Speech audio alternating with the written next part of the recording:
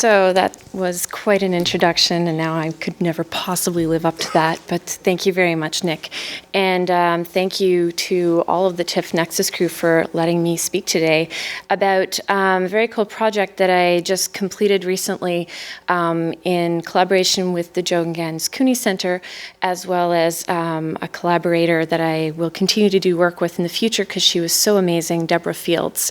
So the title of the project is Broadening the Scope and Dispelling the Myths about Kids and Social Media, and it's coming out as a series of white papers. The first one should come out in about a month, so this will act as kind of a sneak preview to some of our major findings. So about a year and a half ago, I was talking with Michael and Lori at the Joan Gans Cooney Center, and then we brought Debbie into the conversation a little bit later, because we had noticed that there were a number of different press articles, sort of this flurry of press interest in children on SNS, so social media sites like Facebook.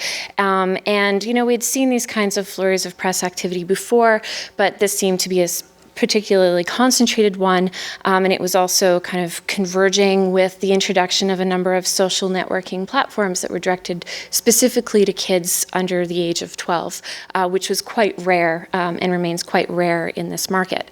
So, you know, as is the usual, whenever you have kids in technology covered in the press, there was a number of celebratory articles as well as a number of kind of moral panicky articles. These are actually not from a year and a half ago, but from more recently, and you can kind of see how the discourses have continued over the past year and a half, 2 years, as, you know, kind of anecdotes and stories are arising, and Facebook has made comments about kids using its site, and people are still sort of grappling with what to do with this information.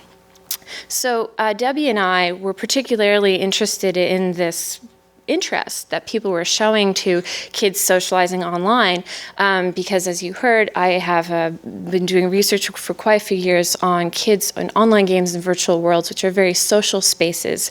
And Debbie has also done quite a lot of work on kids in virtual worlds and project sharing websites such as the Scratch Online Hub, which is also extremely social and has a lot of the properties of social networking. So we saw a lot of overlap with the work that we were doing, and we're kind of excited because we thought maybe people would be interested again in social spaces for kids online, and wanted to find out what was going on in the research that was looking at social networking specifically, that was new and exciting and that could help us in our work and help us understand what was going on with kids these days, as all of us are always very interested in keeping up with that.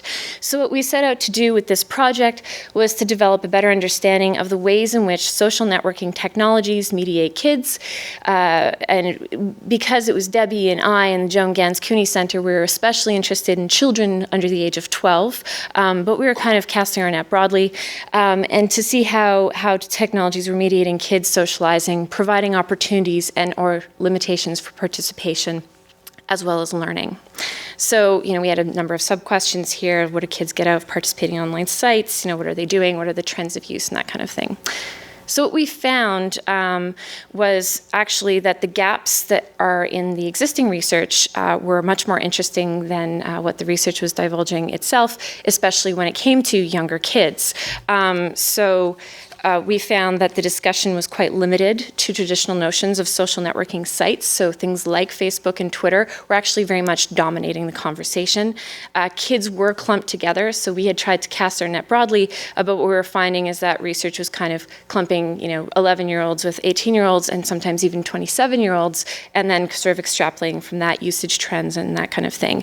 And we also found that research on teens and young adults was often being extrapolated to younger children, especially in press discourses as well as emerging policy discourses around how to attend to this influx of younger children on particular platforms.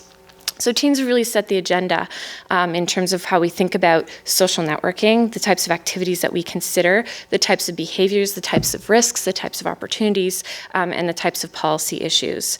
And the same research and assumptions of those behaviors were also resulting in a lot of the same issues being raised in the same ways, even though when dealing with younger kids, especially those under 13, what we're looking at is a very different set of issues with a very different set of policy requirements.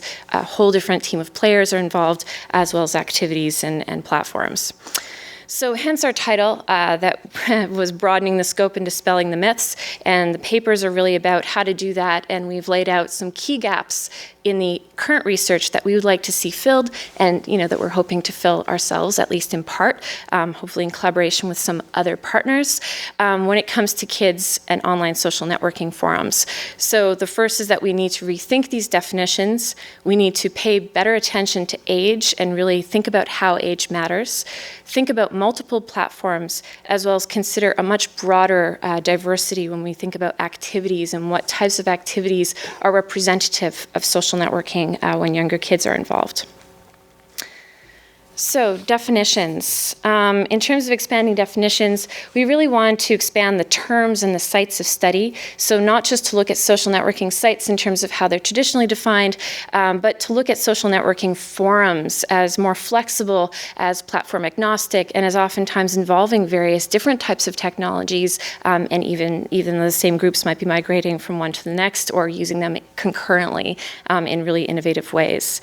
In terms of age, definitely the one size does not fit all saying is very, very true here. And it kind of intersects with a lot of the other gaps in the research that we found because age wasn't being considered enough and younger kids aren't often included, especially in these broad scale surveys, which is the types of research that we were focusing on.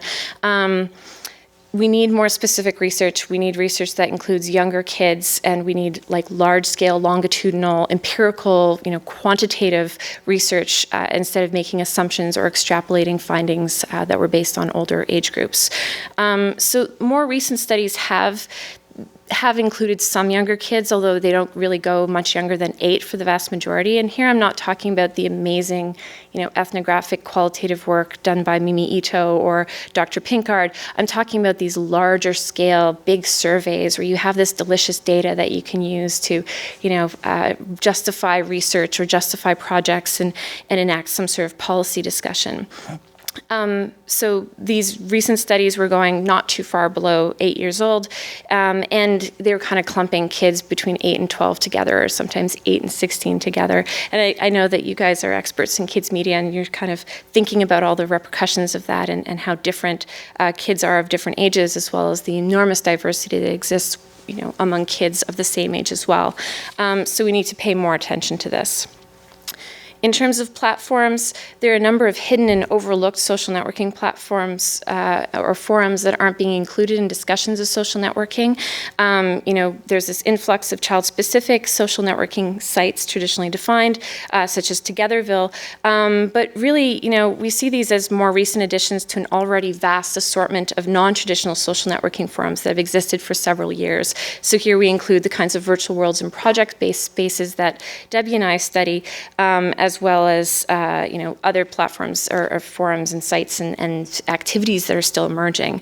And this brings us into an extra element, is that by looking at these different types of platforms, we can also think about the different ways that younger kids actually socialize and play together, because it doesn't always look like social networking in the way that we've defined that based on teen and adult activities.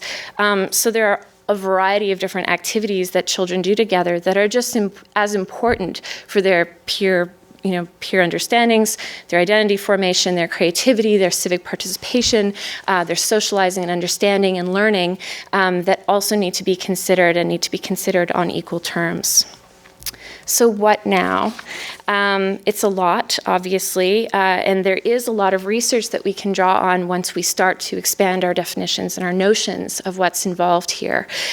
So we've kind of proposed in this white paper that with a more holistic and informed approach to examining the risks, challenges, and opportunities involved, we can really get a better understanding of what kids are getting out of these types of activities, as well as the obstacles that are currently in their way. So one of the big examples that Debbie and I are particularly interested in is how can social networking forums be used to support kids in exercising their cultural rights, as well as fostering multiple literacies. And here we come into direct contact with privacy regulation, which is currently constructed in ways that have been quite prohibitive to children under 13 getting involved in online participation and online cultural creation, even though they've done it anyway, and they've done it in these little specific places, it's still very much in contradiction with things like children's freedom of speech or children's cultural rights. So that's what interests us. Obviously, there's a lot more work to be done.